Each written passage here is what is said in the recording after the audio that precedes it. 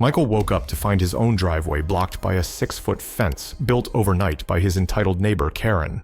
With a smug smirk and a blatant disregard for property laws, she insisted that his land was actually neighborhood property and that her HOA connections made her untouchable.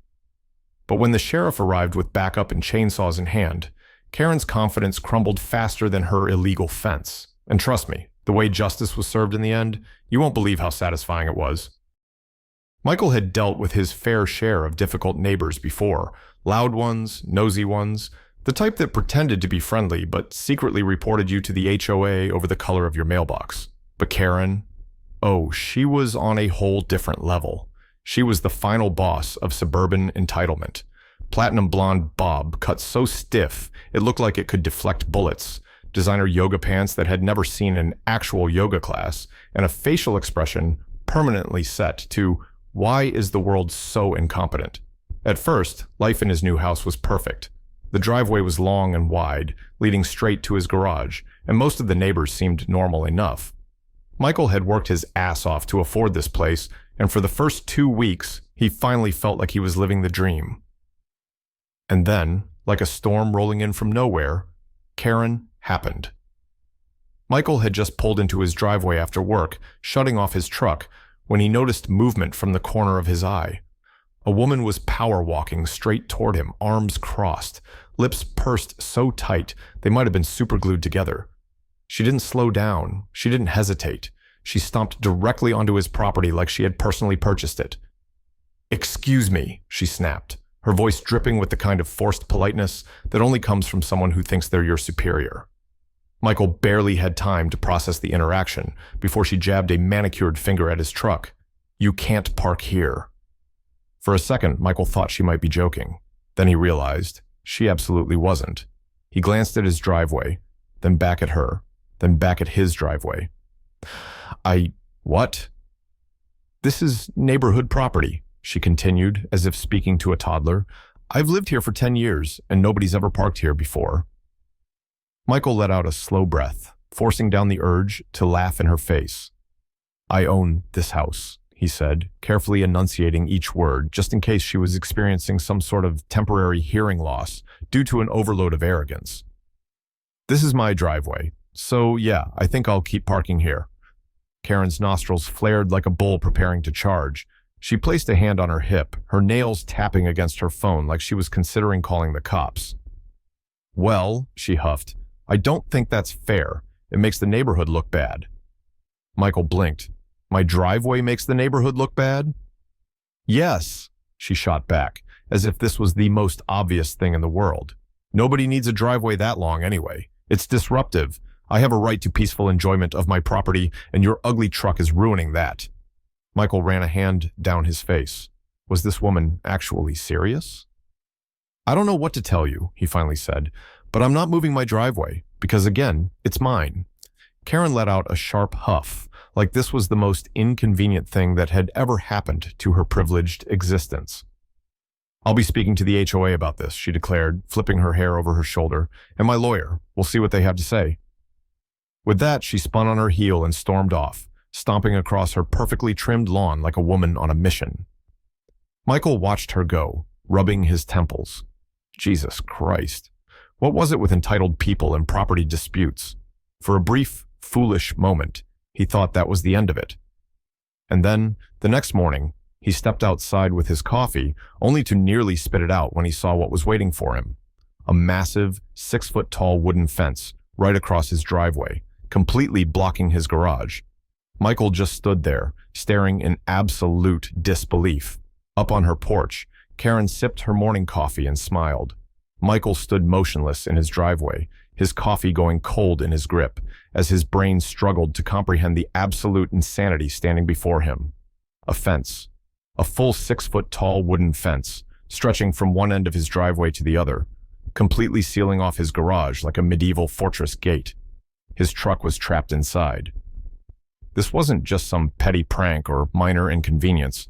This was a blatant act of war. His jaw clenched so hard it hurt. Who the hell does something like this? For a few stunned seconds, he actually wondered if maybe, just maybe, he had somehow entered an alternate reality, one where building massive, unauthorized structures on someone else's land was just a normal Tuesday activity. But no, this was real. This was Karen. And right on cue, the devil herself emerged, sauntering out of her house like she hadn't just committed a flagrant act of trespassing and property destruction.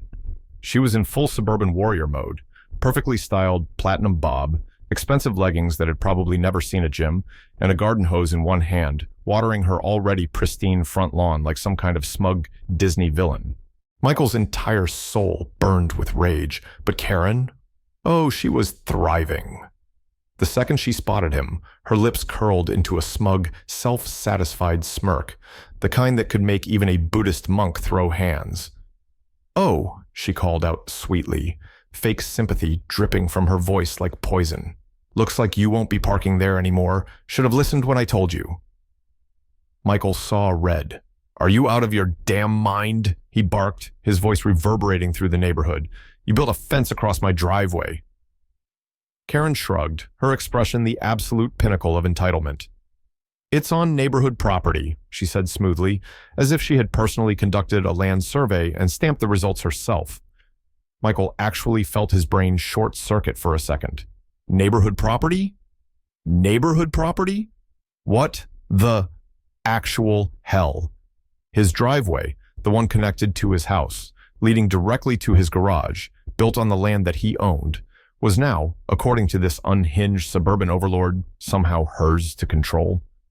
His fingers itched to grab a sledgehammer and solve this problem the old-fashioned way, but instead, he took a deep breath through his nose, forcing himself to act like a rational human being. Without another word, he yanked out his phone and started snapping pictures. The fence, his trapped truck, the property markers showing exactly where the boundary lines were, every single piece of evidence he could gather, because he already knew how this was going to go.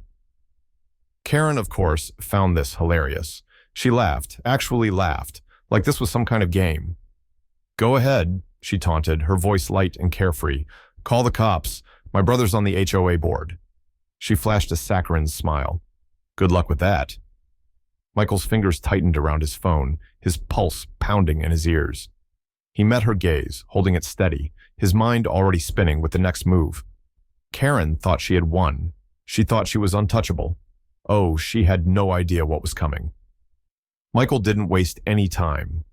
The moment Karen turned her back and sashayed inside her house, like she hadn't just committed an actual crime, he was already on the phone with the non-emergency police line. The dispatcher listened patiently as he explained the situation, his voice tight with barely controlled fury. "Let me get this straight," the dispatcher said after a pause. "Your neighbor built a fence blocking your driveway?" "Yep. On your property." "Correct. And she refuses to remove it." "Bingo." There was a brief silence, then a low, unimpressed sigh. "All right," the dispatcher muttered. "We'll send someone out." A few hours later, the familiar blue and white of a sheriff's car rolled up the street, crunching over the asphalt as it pulled to a slow stop in front of Michael's house. Michael was already waiting on his porch, arms crossed, evidence in hand.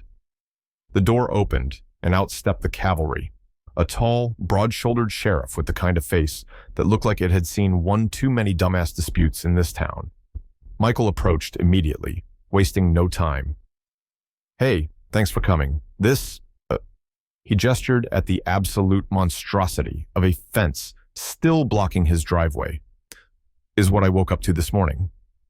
The sheriff's gaze followed Michael's hand, and the sheer exasperation that crossed his face was almost comical. He let out a long, suffering sigh, muttering something under his breath that Michael was pretty sure was, "Jesus Christ, not this again."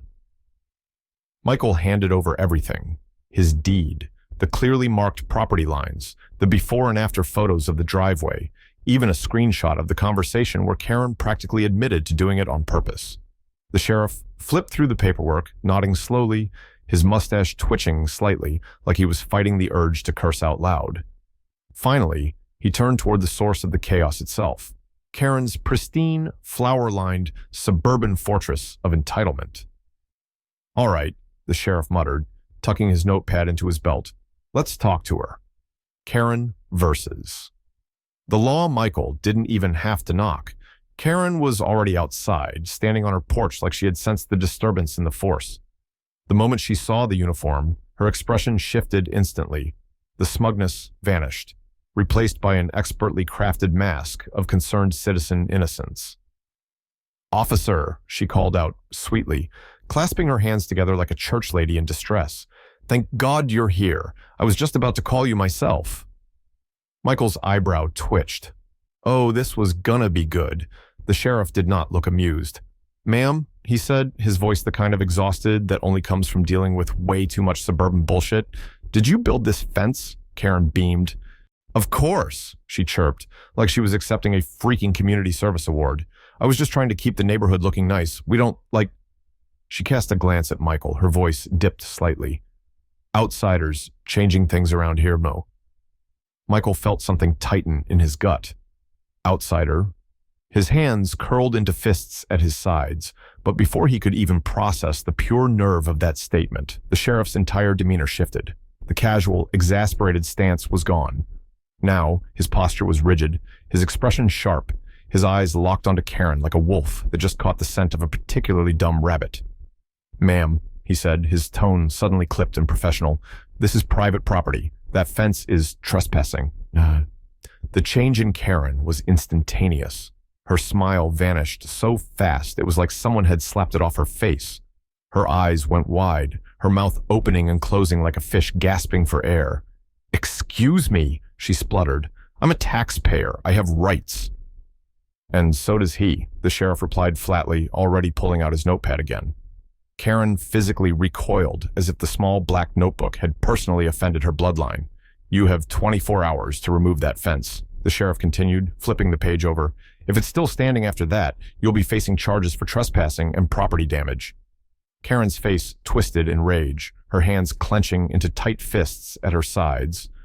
But my brother's on the HOA board," she shrieked, her voice reaching a truly unpleasant octave. The sheriff didn't even blink. "And I'm the sheriff." Karen's mouth snapped shut so fast Michael could almost hear the click. Silence. For the first time since this entire disaster began, Karen had absolutely nothing to say. Michael had to physically bite his tongue to keep from laughing. Oh, this was beautiful. Karen wasn't the type to accept defeat gracefully. Oh no, she was the type to double down on her own stupidity and drag everyone down with her. The moment the sheriff left, she stormed inside her house, her rage practically radiating off her in waves. Through the front window, Michael could see her pacing back and forth, flailing her arms as she screamed into her phone. He didn't need to hear the conversation to know exactly what was happening. She was on the line with her lawyer, and by lawyer, he was willing to bet every dollar in his bank account that she had just Googled "how to sue my neighbor" and was now calling the first number that popped up. Every so often, her voice would spike to an inhuman screech, followed by her throwing her hands in the air like some kind of deranged, interpretive dance performance. Michael took a slow sip of his coffee. This was better than cable. The next morning, Karen's worst wake-up call. Michael had one glimmer of hope that maybe, just maybe, Karen had come to her senses overnight. That maybe she'd realized she was in deep shit. That maybe she'd have the fence taken down herself before things escalated. Nope. Not only was the fence still standing, but Karen was standing right next to it, arms crossed, chin raised, radiating pure delusional defiance. Michael let out a long, slow sigh and headed back inside. He didn't need to do anything, because right on schedule, the sheriff's car rolled up again. But this time, he wasn't alone. 2 deputies stepped out behind him, and in each of their hands, chainsaws. Michael almost choked on his coffee. Karen? Karen absolutely lost her goddamn mind. As soon as she saw the deputies rev up the chainsaws, her entitlement cranked up to nuclear levels. "You can't do this!" she shrieked, practically hurling herself toward them. "This is harassment! I'll sue!"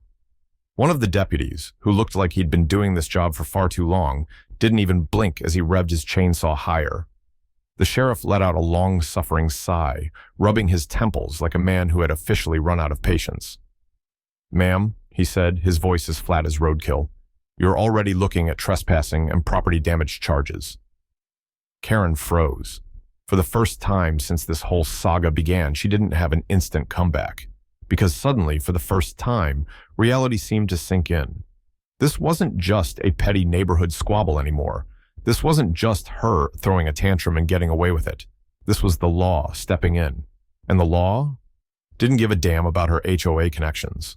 "Would you like us to add resisting law enforcement to that list?" the sheriff asked, raising an eyebrow. Karen's mouth snapped shut so fast it was a miracle she didn't bite her own tongue off. She stood there, frozen, her face cycling through every emotion in the Karen handbook: shock, disbelief, rage, and finally, humiliating, bitter defeat. 30 minutes later, her precious fence lay in splinters on the curb.